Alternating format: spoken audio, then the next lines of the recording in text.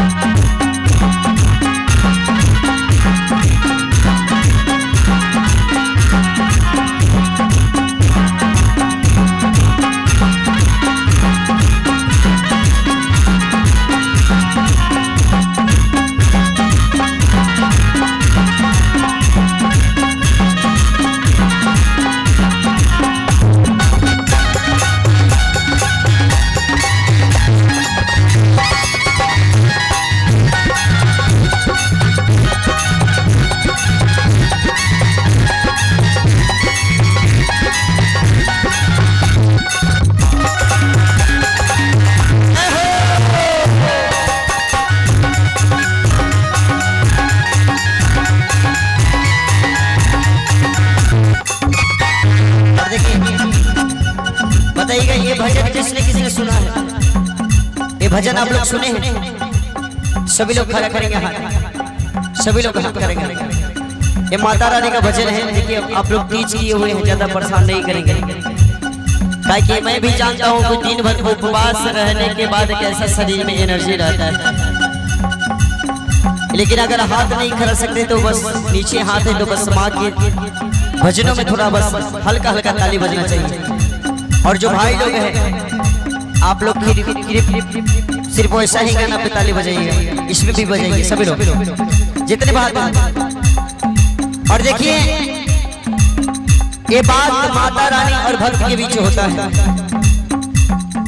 और माँ भक्त के घर आती है और भक्त से माँ को सेवा करते हैं। जब नवरात्रा आता है तो नवरात्रा के टाइम में हम लोग 9 दिन माँ का पूजा करते हैं। सही बात है, 9 दिन पूजा करते हैं। और 9 दिन में 9 रूप का पूजा होता है। 9 कन्या जो माता रानी का 9 रूप है, 9 कन्या उनका पूजा करते हैं। उसी में एक शीतला मैया है। ये भजन ये पाचरा उनके लिए। तो भजनों में आप लोग ताली हाथ उठाइए नहीं उठाइए उससे फर्क नहीं पड़ता। लेकिन बस मीठा मीठा जितना आपके अंदर में शक्ति है उतना ही ताली बजाइए। लेकिन कहेंगे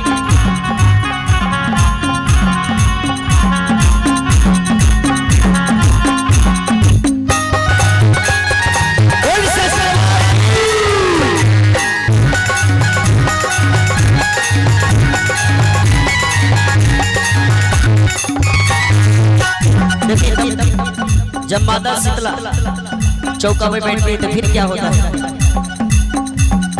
टूटी गे लइका माही शीतल मोरवा जी लई धोखा।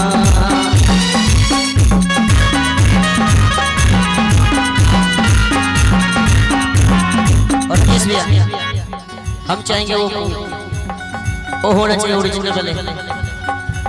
एक मिनट, जैसे नवरात्रा होता है और नवरात्रा के टाइम में देखते होंगे कि जगह जगह पे भगत जी लोग क्या लगाते हैं? देवपुर की टूटी गे लइका माही शीतल